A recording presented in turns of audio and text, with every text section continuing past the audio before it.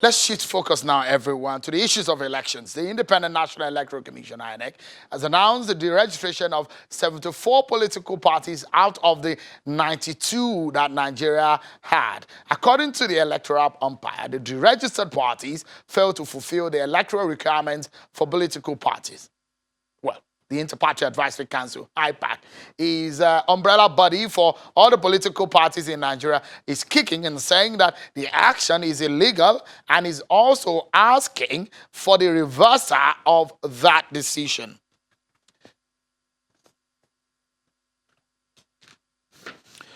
Let's get talking, everyone, on this one. And I head straight to our Abuja studio where my panel is seated. Mr. Festus Okoye is the National Commissioner of INEC in charge of publicity and voter education. Mrs. Georgina Dakpopo is a National Secretary of IPAC. Thank you so much, gentlemen and lady, for coming on tonight on the program. Let me begin with you, Mrs. Dakpopo. When there was a statement released by IPAC today saying that there is danger in what INEC has done, and you're asking INEC to urgently reverse its decision. What does IPAC mean by that? Okay, first and foremost, thanks for having me on the show. IPAC has not released any official statement. What we have are parties have been affected releasing statements defending their position, their stand. But that being said, we do believe that there are some illegalities in what INEC did. And we believe that INEC needs to sit back and review what was done. Because the law upon which they stood upon also includes local government elections. And that has not been done yet across the country. So we don't understand what the rush is. We don't understand why just before, the same date they announced the date for Edo and Ondo State is the same date they decided to register political parties, disenfranchising those parties from participating in that election, which is still part of the general election cycle. So we really need to understand what the rush was, and we really think INEC has to have a rethink and reverse their decision. Could deregister, but maybe they are hasty in their decision. Is that what you're saying? They are hasting their decision, and it's illegal because the law upon which they stood upon to deregister the political parties states that we have to go through the local government elections as well, which hasn't been done. So it's not, they don't have a legal standing to register political parties yet because the conditions of the law have not been met yet. But do you agree that INEC has a power to deregister political parties?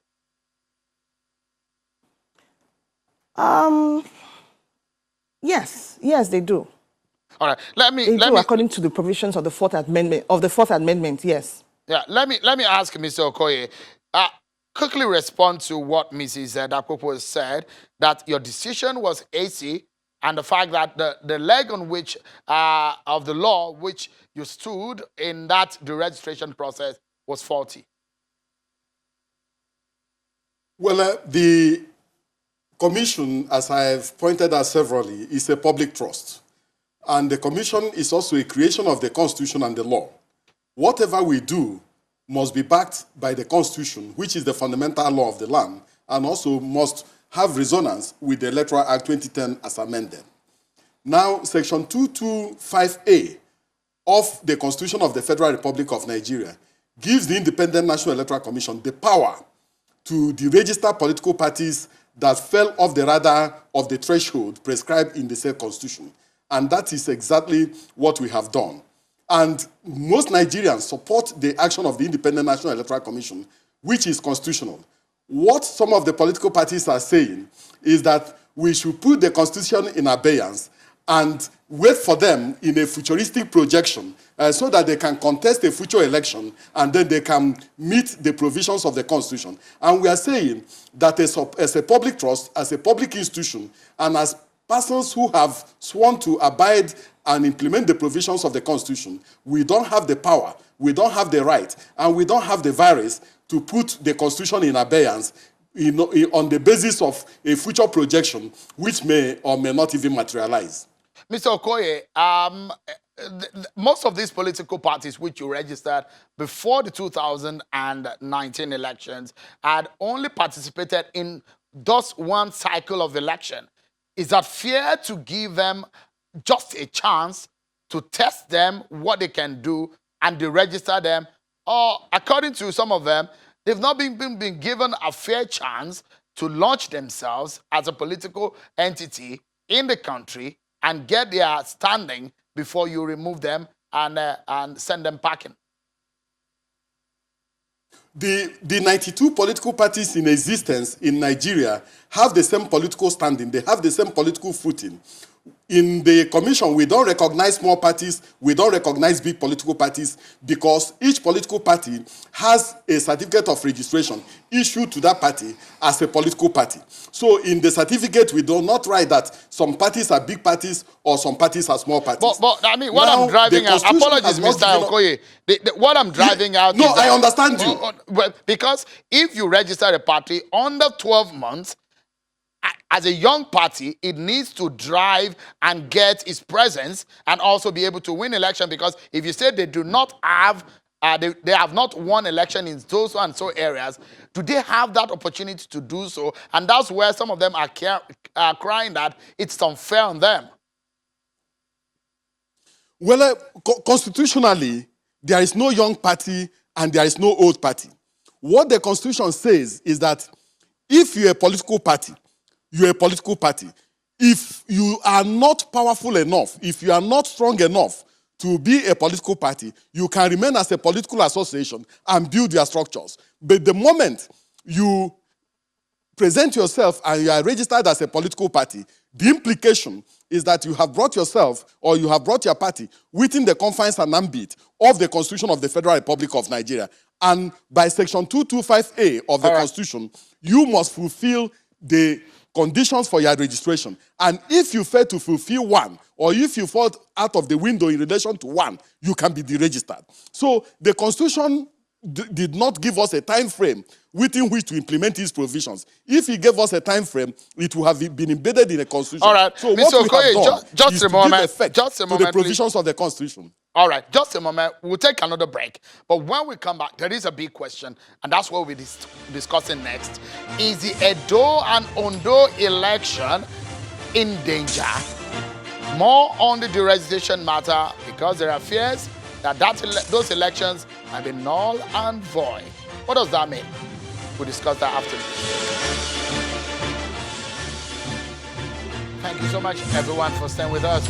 Let's get back to our Abuja studio, where Mr. Festus Okoye, National Commissioner of INEC in charge of voter education and publicity, has been talking to us on the issue of party deregistration, and Mrs. Georgina Dakoko, she is the National Secretary of the Inter-Party Advisory Council, IPAC. Let's get back. Let me allow you to land on that thought, because I cut in just before we went on that break. Mr. Okoye, if you may just land in a few seconds so that we get reaction from Mrs. Dakoko. So the point I'm making is that none of the political parties has faulted the Independent National Electoral Commission relating to its application of the constitutional provision. None of them has said that it met any of the constitutional provisions in Section 225A of the Constitution. None of them has said that they won a seat in any of the 774 local governments. Even that is, if we agree that when the Constitution is talking about local governments and councilorships, it's talking about the local governments. None of them has said that they did this. What they are saying is that, yes, we failed in this area, but why not wait until until you have Edo elections and Ondo elections, and all the 30, and at least 30 states will conduct local government elections, then use that one to assess us. And we are saying no. The Constitution says if you do not meet these requirements, you will be deregistered, and that's exactly what we have done. Let me ask you this, Mr. Okoye, before I go to Mrs. Dapopo. Does the law give a window or a time frame to which you can deregister? The law does not prescribe a time frame or a window within which we can deregister. In fact, if for instance, Section 221 and Section 222 says that a political party must have an office in the Federal Capital Territory, Abuja, in order to be registered. If, for instance, we find out tomorrow that a political party no longer maintains an office in the Federal Capital Territory, we can deregister that particular political party tomorrow. So there's no time frame, there's no window. We can do it at any time. And that's what the Constitution gives us the power to do. Mrs. Apopo, respond to Mr. Okoye's comments on the legality and the premise on which INEC has done this deregistration. This is not the first time. INEC deregistered in 2015 and have done it again post-2019 election. Okay, first and foremost, it said that Nigerians supported the decision of INEC. I'd like to ask if members of the political parties are not Nigerians, of the central political parties. INEC just concluded the verification exercise of all Nigerian political parties. We have not seen that result yet. I'm very certain that no party will be faulted for not having an office in Abuja, which is one of the grounds that he just mentioned for the registration. That is not a possibility. And then also he mentioned that what the INEC chairman, the clip he just showed, the INEC chairman talked about local government elections. That hasn't been done. And even at that, I'm aware that COA party won a chairman's or councillorship in Enugu State. INEC is aware, they've written to INEC, but INEC still decided to register that political party. My question to Mr. Festus Okoye is, what is the rush? There is no time frame, so what is the rush? INEC has said repeatedly they have over 100 applications. Is it that they want to register this 74 to make space for the ones that are coming on board? They built up to the 2019 elections. I said to the INEC chairman, INEC must be seen not only to be fair, not only to be fair, but they must be seen to be fair as well. This is not right. We have not concluded this electoral cycle. We still have Edo and Ondo. We haven't finished that, and they're studying the registration political parties. What is a guarantee that we will not be able to win seats in those states? Any of the other political parties that have registered right now. Let me quickly ask you, there was from the legal advisor of IPAC saying that the Edo and Ondo election might be in jeopardy because of the decision of INEC. Do you think so? Yes, there's a possibility because we're already in court. We went to court October last year to seek for interpretation of that section of the Constitution. INEC till this date refused to come to court, and they claim they're a law-abiding entity. They refused to come to court. We've been seeking interpretation. And just before they decided to deregister, we had applied to the court to restrain them from the registering. They are very much aware of this, which is why they probably went ahead, which was the reason for the rush to deregister political parties. And then justice must be seen to be served. All right. Let's hear from Mr. Okoye. If Mr. Okoye, solid reasons. What are your reasons, or what will be your response to some of the issues raised by Mrs. Apopo? Well, nobody can fault the Independent National Electoral Commission in terms of its fidelity to the Constitution and to the law. The only one political party rushed to court and got an injunction restraining the Independent National Electoral Commission from deregistering it and from also going further with assessment of its offices and its structures. We obeyed that particular court order. So the fact that you have rushed to court and then you are seeking for an interpretation, you are seeking for interpretation of what? The provisions of Section 225A is very, very clear. None of the political party has said we met the provisions of the requirements of Section 225A and we deregister it. None of them has said, oh, during the compliance assessment and monitoring exercise that we did not write to them that we are coming to monitor. So one of the political parties said, you cannot monitor us, we cannot monitor our organization. We are saying you can't do that. We have the right and we have the power and we have the mandate to do this. All right. I think that we need to close the program now. Let me just a moment. I have 10 seconds for the final word from Mrs. Apopo, and I'd like Mr. Okoye to respond also in 10 seconds. Mrs. Apopo, your turn. Your final word, please, on the program in 10 seconds, please. INEC needs to explain to Nigerians what the rush is. Why they are not standing on the provisions of Section 225A, the third condition of that provision, 225B, that says local government elections should be conducted before the registration. Why is INEC in a rush? Why not wait and fulfill the provisions of the law before they go and register political parties? Let's have Mr. Okoye respond. Just in 10 seconds, Mr. Okoye, please.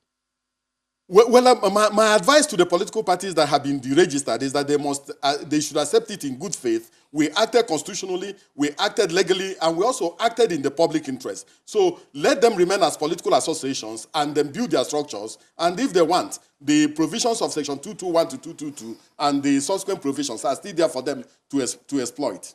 All right. Mr. Festus Okoye, National Commissioner with INEC, thank you so much for coming tonight. And Mrs. Dakpopo, she's the National Secretary of IPAC. Thank you so much for your time tonight. Let me get some of your views before we go. At Ilias on Twitter, at Ademi Yasin says, Nigerian government was never serious on the issue of tackling security in this country. For example, it's more than a decade now of Boko Haram existence. 3 presidents in the period playing different roles but still not defeated. Is just a shame.